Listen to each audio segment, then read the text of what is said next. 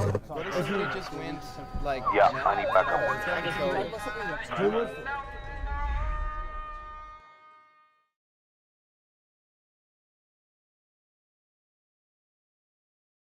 بسم الله الرحمن الرحيم الحمد لله رب العالمين والصلاة والسلام على أشرف الأنبياء والمرسلين وعلى آله وصحبه أجمعين. Assalamu alaikum. Welcome. I got with me somebody very special who has actually come even further from the continent of Africa. We got with us today Sheikh Abdur Raheem McCarthy from United States. Welcome, Sheikh. Thank you very much. Sheikh has been here on the invitation of Peace Foundation, and then you have been the speaker for the fourth The Legacy program that the brothers has actually, mashallah, actually had. I will actually ask the question next, I'm sure as an international writer, you have actually said you have actually given speeches in over so many countries. And then as a Da'i, active Da'i, you're actually involved. You must have come across this question numerous times, We're saying, why, why is our ummah bleeding so badly? Why is it? What's the issue? Are we doing something terribly wrong, or is it just how things are? I mean, this is just a fraction of what we hear from the media, but we all can agree we are the lowest in terms of our ummah can be right now. So where did this all happen? How did it all started? I'm sure you coming from a different way of life, and the way of finding the light is completely an inspiration, but how does as a this ummah is at this stage, at this situation right now? It's actually we think sometimes it's a very, the situation is so difficult that we're going through as an ummah. We think that the answer of why we're in this situation or how to solve it, we think it's very difficult, but it's actually very easy, subhanAllah. It can be said in action in a few words. And it's all in the Quran and the Sunnah of our beloved Prophet sallallahu alaihi wasallam. If you look into the Sunnah of our beloved Prophet alayhi salatu wasallam, he mentioned in a hadith several things that the Ummah will follow from the desires of the dunya, several haram acts that they will do, and certain things that they will leave and not fulfill. And he said, once these things happen, he said alayhi salatu wasallam, Sallallahu alayhim dhulla, that Allah will put a humiliation upon them. And this is the reality of the Ummah today. We've done all of these actions that are mentioned and much, much more. And we've left all of these things and much more. So what's happened is that Allah subhanahu wa ta'ala has put this dhul, this humiliation upon us. And then he gave the solution at the end of the hadith and made it clear that there's only one way to remove the situation of being humiliated as we are today. He said, لا يرفع عنهم حتى يرجعوا إلى دينهم. That he will not raise it from them until they come back to their deen, come back to their religion. So there's only one way to solve the problem, which is returning to our religion. When we support the religion of Allah subhanahu wa ta'ala, Allah will support us. He made it very clear in a clear, short ayah. Ya ayyuha alladhina amanu. O you who have believed. In tansurullah yansurkum. That if you support Allah, Allah will support you. You want Allah's help, then you have to strive for the religion of Allah subhanahu wa ta'ala. You have to obey Him. So when we strive to obey Allah subhanahu wa ta'ala, then the nasr and the victory and the help and the assistance from Allah will come right away. Umar ibn Khattab radiallahu anh, he said it in a very profound way, a very beautiful way. If you look in history, the Arabs were one of the lowest known to mankind. Nobody even wanted their country. The superpowers of that time, which was in Persia and Rome, they didn't even try to conquer them because they were useless. There was nothing there for them except for sand. So nobody even wanted their country, subhanAllah. So they were a nation of worthless at that time, honestly. But then they became the most honored nation.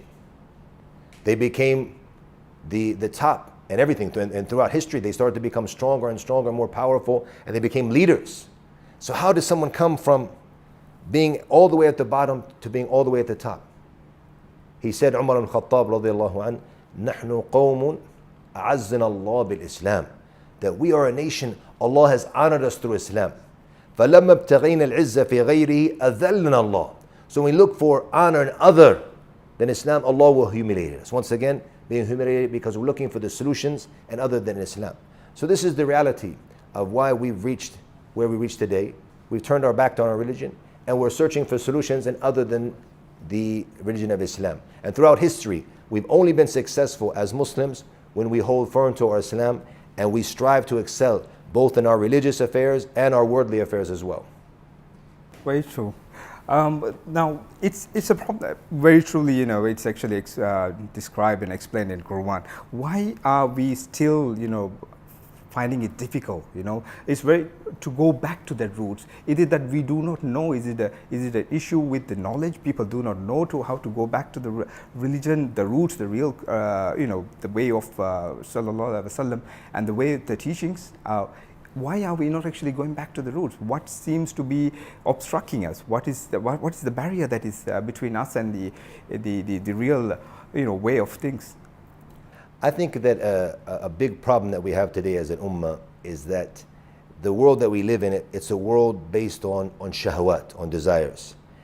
And just as the Western countries and other countries in the world, they fell into being people of desires and just following their desires, also us as Muslims have followed in their footsteps. And the Prophet ﷺ, he mentioned that we will follow the ways of those before us. He said even if they were to go into the lizard hole, we would follow them. And this is the reality, is that we followed them into their lizard hole. So the same problems that they've fallen into, we fall into. Our societies, alhamdulillah, are still not as bad as their societies. And we give several examples and as we lecture around the world that we still have a lot of good. So even though we reached this low point, we still have some principles and some good, and we haven't reached what they've reached, alhamdulillah. They're better than us maybe in some organizational skills and some other things that they have. So that's true as well, to be honest. But alhamdulillah, we still have other social values and other things that we still, we excel in this, alhamdulillah. But the reality is that we've fallen into following our lust and our desires. And this goes back to not truly understanding what Islam teaches. And that is, we believe that, so many of us Muslims, that if we're going to practice our faith, that we're not going to be able to enjoy the pleasures of this life. And this is a proper misconception. That and I was saying to my wife, I was talking about that, subhanAllah, I didn't know it was one of the questions. We were coming, I was talking to her, alhamdulillah, people think because we're practicing that we can't enjoy ourselves. I said, even though we're lecturing here in the Maldives, on the time we have off, alhamdulillah, we went yesterday with the brothers to the beach, and we're swimming, we're enjoying ourselves, and we're enjoying the nature and looking at the beauty. And alhamdulillah, we were able to spend a couple of days in a resort and with the family. This is from the pleasures and enjoying life. And Islam doesn't forbid us from doing this, alhamdulillah. And I remember that some of our brothers, young brothers, they realized this problem. They asked me to give a lecture in Dublin, in Ireland. And subhanAllah, you see, sometimes when you are the start of something, that this one lecture that I gave in this university in Dublin, I've actually given it all around the world now. And I've given it in khutbahs and we've gone in detail in it. And it's, we call it the best of both worlds. And this is what Islam wants from us. It wants us to excel religiously, spiritually, but at the same time, it wants us to excel in our worldly affairs as well. Also, we're allowed to enjoy the pleasures of the world. If you look in the verse when Allah subhanahu wa ta'ala said, وَابْتَغِي فِي مَا أَتَاكُ اللَّهُ الدَّارَ الْآخِرَةِ وَلَا تَنْسَ نَصِيبَكَ مِنَ الدُّنْيَا. To take from what Allah has given you, to prepare for the hereafter. But don't forget your portion of the dunya. Now the scholars of tafsir, when you go back to the tafsirs, many of them, they focused on the portion of the dunya, meaning that you take advantage of the time you have to prepare for the hereafter. So that's a tafsir that's mentioned in the books of tafsir. Other scholars said, no, actually what's meant by this, وَلَا تَنْسَ نَصِيبَكَ مِنَ الدُّنْيَا, don't forget your portion of the dunya, is enjoy the pleasures that you have from the dunya. And this is important. Sheikh Ibn Uthaymeen, our Sheikh Rahimahullah Ta'ala, he mentioned that both of these tafsirs are correct. And there's actually no contradiction between the two. Because what Islam wants from us is to take advantage of the time that we have now, to prepare for the hereafter, but at the same time, don't forget and don't forbid yourself from enjoying the pleasures of the dunya. And after I explained this ayah in the lecture, I went in detail mentioning several hadith from the Prophet sallallahu alaihi wasallam. From one of the hadith, he said alayhi salatu wasalam, إِنَّ اللَّهَ يُحِبُّ أَنْ يَرَى أَثَرْ نِعْمَةِ عَلَى عَبْدِهِ. That Allah loves to see the impact or the effects of the blessings that He's given on His servant. And another hadith, when he was asked about the kibr, pride, the Prophet ﷺ, after describing it, because the Sahabi had asked, when he heard about the pride, and the one who has the pride, he will mithqala dharra, an atom's weight of pride in his heart, he will not enter into the Jannah. Right away, one of the Sahabi said, but sometimes someone likes to have nice clothes and likes to wear nice shoes, likes to dress up, likes to look good. What was the answer of the Prophet ﷺ? He explained to him, no, that's not what's meant by being arrogant, because he said, Inna Allah jamilun yuhibbul jamal, that Allah is beautiful, He loves beauty.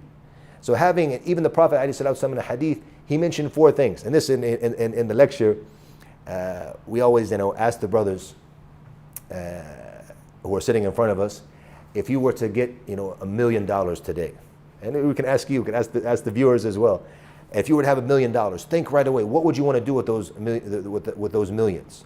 And so the same thing that all of us have in our mind right now that we would do if we had $1 million, $2, $3 million, what we would do with it. Islam teaches us the same thing, subhanAllah. And I'll show you in the hadith. He said 4 things bring happiness. And he said from them, having a nice house, a dar al-wasi', having a nice ride. And the ride, obviously, back in the day for them was to have a nice horse or a nice camel. And for us, we can say a Beamer or a Benz or something. You have a nice car, as long as something doesn't go in your heart and make you arrogant. Having a nice car, that's there. Also, he said the pious wife and having a good neighbors, meaning living in a good area and a good neighborhood. That's all of us. We would immediately focus on these things, making sure we had a nice house, nice car. Alhamdulillah, if we had a blessed wife, we would take care of her more, and we make sure we live in a good area and have for our family. Another thing that we would do is make sure that we had a good future for our children. Sa'ad ibn Abu Waqqas radiallahu anhu, when he felt he was on his deathbed, he was very sick, he wanted to give sadaqah with all of his money. He wanted to give sadaqah with all of his money, and the Prophet ﷺ forbid him, and he said, you can only give a third. He said, وَثُلُثْ كَثِيرٌ.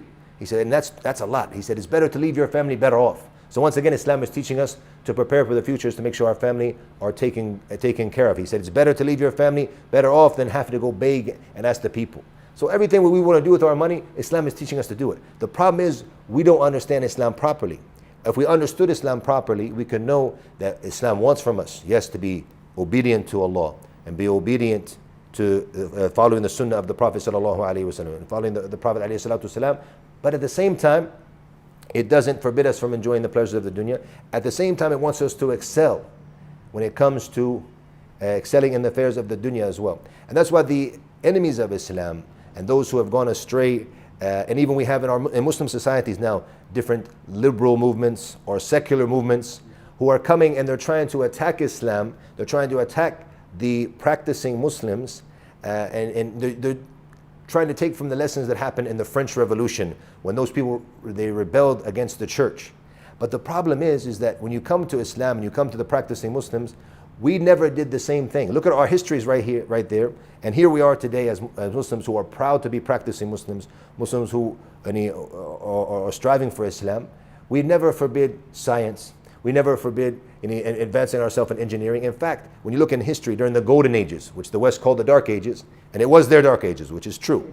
But for us, it was the Golden Ages. And it was the time that many of the inventions that we have even today with us, even the cameras that we have around us, who was a Muslim, an inventor who reached the foundations of it, the aviation, who reached it, Abbas ibn Farnas before the Wright brothers. All of these examples in medicine and engineering, we have all of these Muslim scientists and inventors who understood the importance of knowledge and excelling not just religiously, but also in the worldly studies and the worldly affairs as well. So Islam is always different from Christianity. So you can't make the comparison. So we have these now new liberal or secular movements who want to say that Islam is going to hold us back. Islam is what put the people forward in the past. It's what made people advance in the past, and that's what Islam wants us to do today. Islam doesn't want to hold us back. It doesn't want us to not be modern and not to benefit from modern technology and to invent new things and to be more productive. As Islam is telling us to do this. So once again, we're not understanding what Islam is, what Islam wants. This is what makes people go astray. It makes people misunderstand Islam and not practice Islam. So once we understand those basic things, that we can enjoy life, and we want to be modern, we want to excel in the affairs of the dunya as well, we want to be the best in all of these things. Once we understand that, then it's going to become easy for Muslims to come back and practice Islam, and then to excel in all aspects of life as well, inshallah ta'ala. So it's actually like we are finding it, if we want to bring back those golden days, so we have to actually go back go back to the roots, understand ourselves. It's all about, as you said, it's actually knowledge, right? Understanding of it. So there is definitely a gap in terms of understanding. The modern day or the youths are having difficulty in terms of understanding, I believe. That's where we're actually getting it. Exactly. Where if we have to actually go back and then get things sorted out, we have the solution with us, and all we need to do is actually understand the real. Yeah, if they understand that, then it becomes easy. The problem is we have these misconceptions, and that's what has to be removed. And that's why many of the things, as you said, with yourself, a group like brothers of yourself, the brothers in the Peace Foundation, the brothers who are they're from the youth, and they understand what the youth need, and they're working with them to show them the way. And these are people who are having fun and enjoying themselves. And we show this all the time. That we go out, and I remember that. I was at a university in Ireland giving a lecture, and one of the doctors, he's one of the head doctors there in Ireland, he came with a youngster, and this youngster, when he met me, he learned that I train, I lift weights and I train MMA and things like this and jiu-jitsu, and he was shocked, to see this. And he's like, yeah, Sheikh, because his imam in his masjid is haram, everything's haram, and I don't know what he has to be halal in the masjid, and everything is haram, everything's haram. So, for him, he's grown up listening haram, everything's haram. All of a sudden he sees another sheikh, wearing normal clothes. It doesn't have to be all the time. So, alhamdulillah, we wear, like the thobe and this as well. But it's not something you have to wear if you're a practicing Muslim. If you're a sheikh, you can wear like I'm wearing today, alhamdulillah. But it has to be obviously in an Islamic way. So, and when he saw this, he was shocked. He said that you can do these things in Islam. You can actually enjoy life. You don't have to be miserable. You can have fun and train. I said, of course, alhamdulillah. And in fact, Islam encourages us to do these things. SubhanAllah. To have the balances, which Islam really wants from us. Now, we find that the youth, we obviously seen that there's so much of the knowledge gap or understanding issues, or probably people scaring people off, as you said, the imam saying haram to everything. So we actually, rather than actually inviting people to Islam, we actually portraying ourselves as a very negative. We have our ways of doing it, and you are not, you don't fit in there. So we also have an issue of using the technology to gaining that knowledge, to getting that understanding. Some people, especially the youth, rather than actually going and asking a scholar, or a learned person, they actually resort into Google.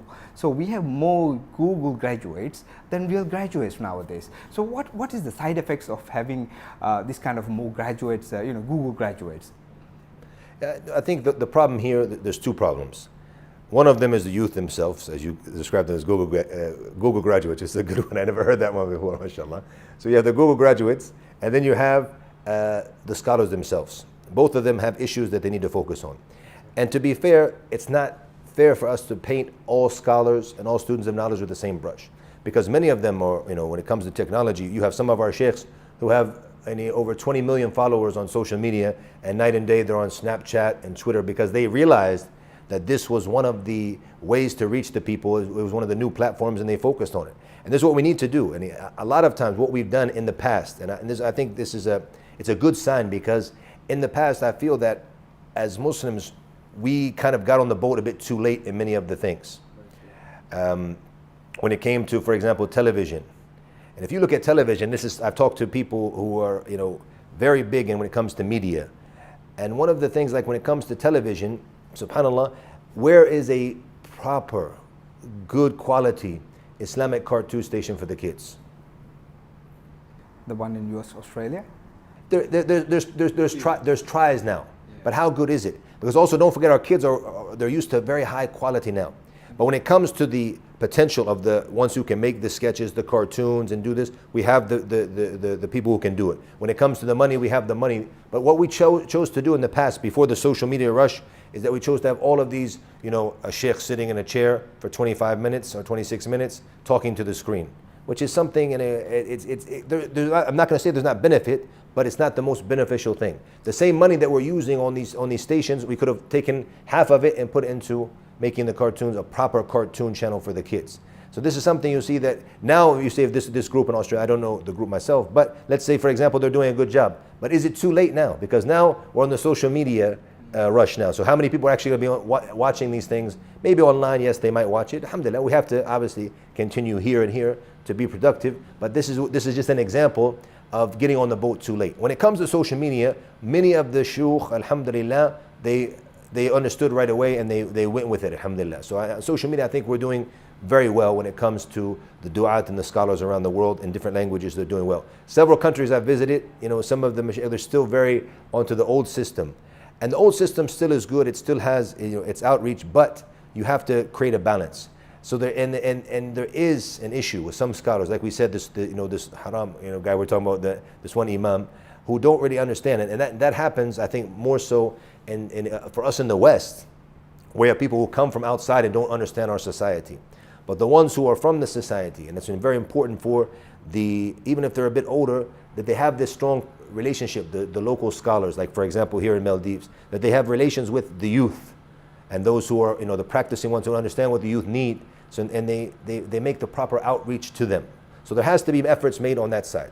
But we have to be fair. There is good and there is mistakes made. But sometimes you see, the scholars are what's holding us back, which is not the truth. Because when it comes to social media, I think we've done very, very well in social media. Could we have done better? Can we do better? Yes, obviously there's room for improvement. But there's a group of scholars who have done well and a group who need to improve in that. That's when it comes to the scholars. When it comes to the youth, they've become very lazy when it comes to making efforts to learn. And subhanAllah, I remember there was a bodybuilder. He passed away some time back, and he was a bit crazy in many ways. But there was something that in some of his talks that really stuck out to me that I liked.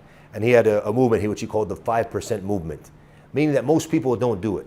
Everybody wants to do it. Everybody says he can do it, but they don't do it. So he's talking about the 5%ers, he called them, meaning those are the ones who actually go out and do it.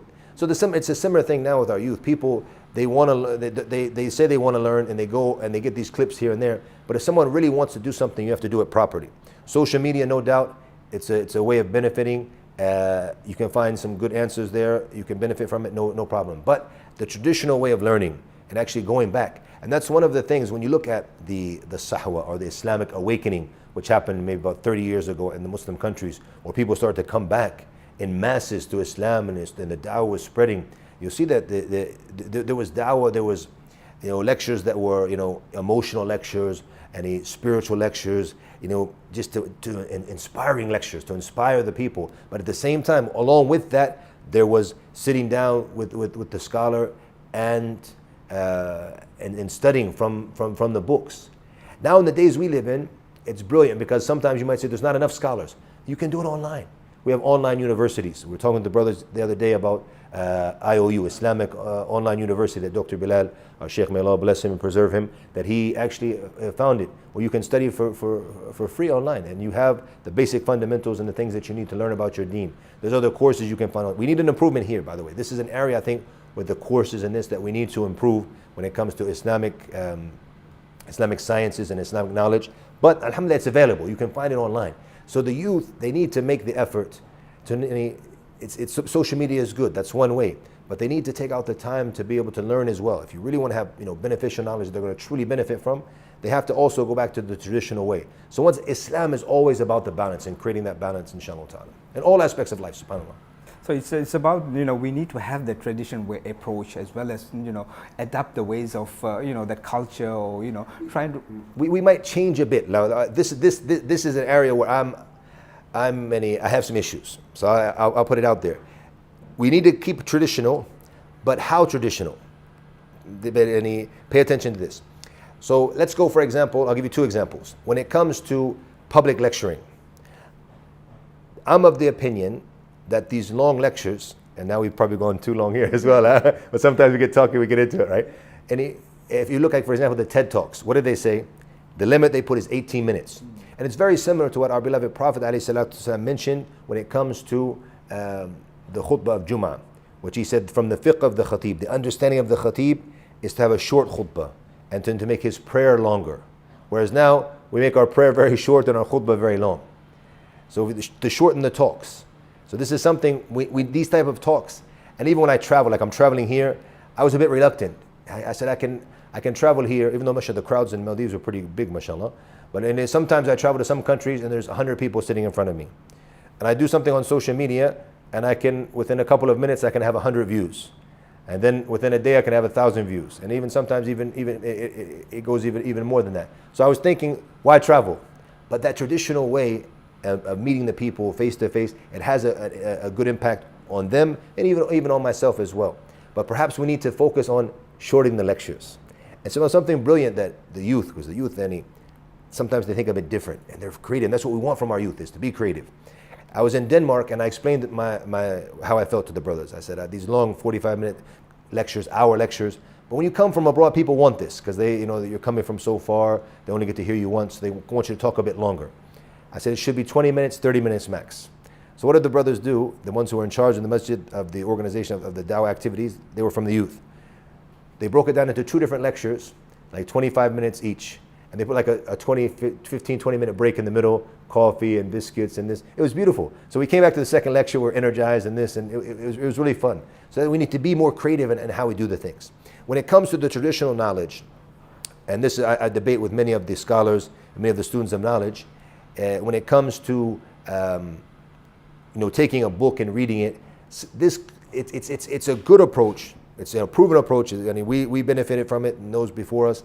However, when it comes to these days, is it the best approach? Sometimes the books, they're translated, and even in Arabic, the wording is very difficult. Sometimes you read it and you're like, what is this? But you come to a different way of teaching, and like, for example, with a PowerPoint presentation, for example, or you break it down into bullet points, and then it opens up for the people. You change the language a bit to make it a bit easier. And we have this, even our scholars in Arabic, the ones who wrote in the times we live in, the way they write and how they set up their books is much easier. You can go to an old Arabic book and it's like one big run-on sentence with no punctuation or anything. It's just a long, and you're like, wow. And you're like really struggling to read it. But then you go, now you have paragraphs, you have bullet points. That makes it very easy for us to read and understand. So we prefer this type of reading. So the same thing now when it comes to the teaching, perhaps we can make it in that way as well. Instead of doing the traditional way, we're reading something we don't understand, that the scholars can come and they go back to the original source, but in giving it to the basics, to the youth or to the masses of the people who just need the basics of knowledge, to break it down in an easy way to make knowledge easy for them to understand. There's a very important role of the scholars to do, inshallah. So we keep it, so it's traditional, we're taking from the traditional sources, but we're giving it to them. We say in Arabic, fi thawb jadid, like in a new garment. We give it to them in a new way. So a new way of presenting it. I think that's very important, inshallah. It's about creative ways of actually Exactly. doing it. Yeah, very true. I want to just ask the last question. I think you said our talk is now going beyond that 18 minutes. Perhaps we'll be creative and we'll cut it and make it into short clips, inshallah. Inshallah. Now, what are the modern day challenges for the youth, Muslim youth? What do you find? You coming from I know, born and bred in US, but now living in Ireland, coming from a very different society and culture. What do you think as an ummah, what are the challenges that we are facing right now? I think the main challenge that we mentioned before is the issue of the shahwat, the desires and lust and desires. We talked about that in detail earlier. But also you have the shubuhat, the misconceptions that are spread. And that obviously when we live in an era where things are online, everything is online, you'll find many misconceptions. And the only way to protect ourselves actually from both of these, and we're talking about the shahwat and the desires, I need strong iman to be able to overcome it. Where does strong iman comes from? It starts with knowledge. Having strong knowledge. And that's why Allah said in the Quran, إِنَّمَا يَخْشَى اللَّهَ مِنْ عِبَادِهِ الْعُلَمَاء. That the ones who fear Allah, meaning truly fear Allah, are the ulama, the scholars, the ones who understand, the ones who know the greatness of Allah subhanahu wa ta'ala. When I know the greatness of Allah and I have strong tawheed, strong belief, I know that Allah can see me. I want to do that which is haram. I know I want to be held accountable yawm al-qiyamah. I know the greatness of Allah. I know what happens in the hellfire. I know what I'll be able to get into the Jannah. This knowledge is going to help me to be able to fight against these shahwat, these desires. When it comes to the shubuhat, the misconceptions that are spread, how can I be strong in this? Because you have many misconceptions. And for example, if you look at those of the youth who fell into different extreme views in the days that we live in, and they followed the path of extremism. And how do they fall into this? Because they started to practice. They didn't have the strong fundamentals of knowledge, but they had strong passion for Islam. And when they saw, as we talked about in the first question, what's happening, how the ummah is bleeding, what's happening, they felt that the only way for them to resolve this was to follow this extreme way to get back at the enemies and to try to help the Islam and the Muslims. Perhaps they had a good intention, but the way that they took didn't lead them to be on the correct path. And there's something very profound that the great Sahabi, Abdullah ibn Mas'ud radiallahu anhu said, and we can take this as a general principle in many things. He said, "Kam min muridin lil khair lam yudrikhu." That how many people who wanted khair, they wanted good, they didn't reach it. Because if you don't take the correct path to reach the good, then you're not going to reach it. Even if your intention is good, it's not enough. You have to follow the path. So here, when it comes to these individuals who went astray, it's because they didn't have the proper knowledge. If you have the proper knowledge right away, when you saw some of the things that were being said in these extreme views, some of the things that were being done, right away you know that it contradicts the basic fundamentals and teaching of Islam, because you have the knowledge from the Quran and from the Sunnah. So you see some of these things that we saw that throughout the history of Islam, we never saw crazy things in the days that we live in. And say, how could someone say this? How could someone do these things? Because it says this in the Quran, it says this in the Sunnah. So this couldn't be Islam. But if you don't have that knowledge and you only base it on, being, you're inspired, you're pumped up, and help Islam, help the Muslims. These are the people who were swept away because they didn't have the knowledge. Also, as we mentioned, the secularist views or the liberal views that people have nowadays, they also didn't understand Islam as well. They also don't know the teaching of Islam, that Islam wants us to excel in the affairs of the not just religious affairs, but also the worldly affairs as well. It also allows us to enjoy life as well. We're not forbidden or shackled as the people think. And we gave several examples for that. So with the knowledge, we're going to be able to overcome the shahawat, the desires, and also the shubuhat, the misconceptions. I think another problem that we have that we need to really, really focus on when it comes to the youth is that we don't have proper programs for them. We need to have, there's nothing wrong with making it fun.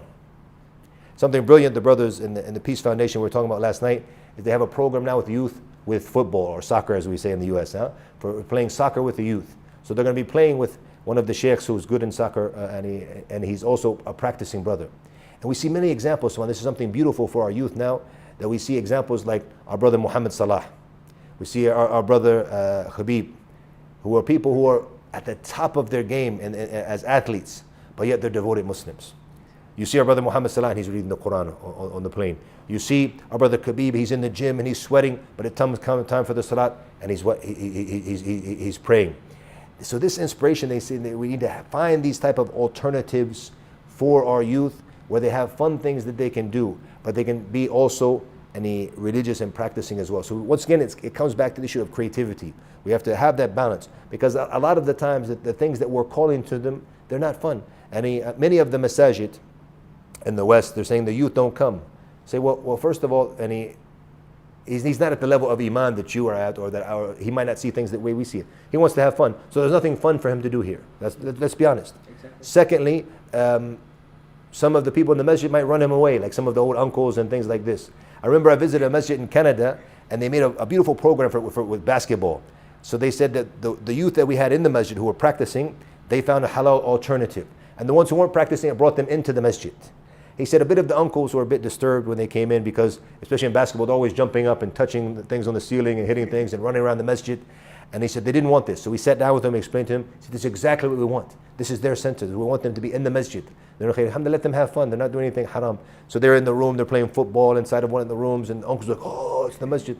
It's a side room, let them enjoy it, I remember something amazing that I met a British revert. He had been a Muslim for 6 years, and he was elected as the president and his masjid in the UK, of the committee of the masjid.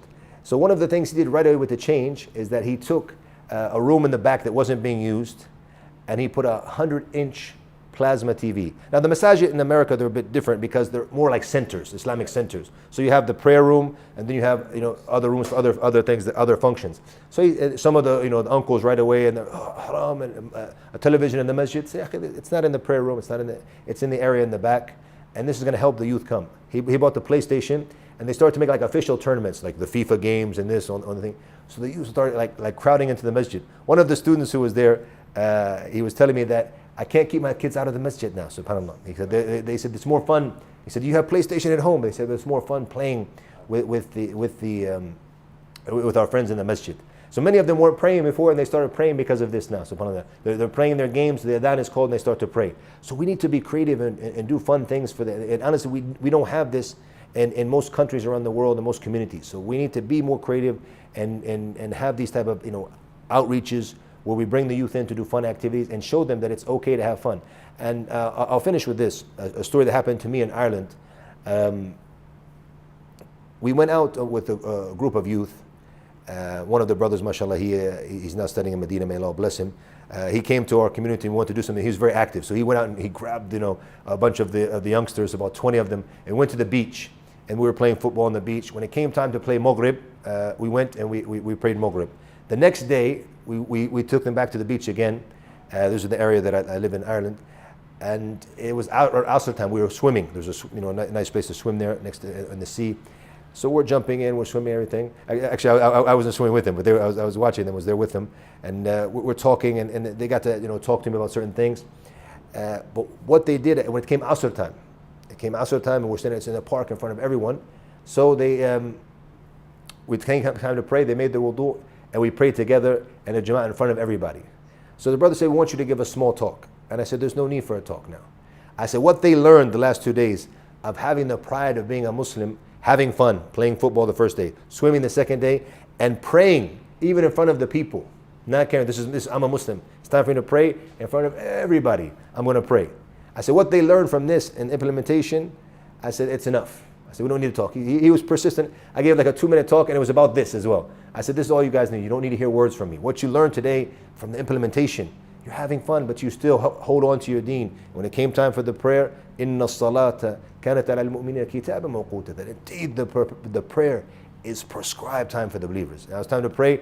I don't care if someone says about me, someone sees me. I care what Allah thinks. It's time to pray. I have to get up and I have to pray, and then I'm going to go back and enjoy myself like I was. Alhamdulillah.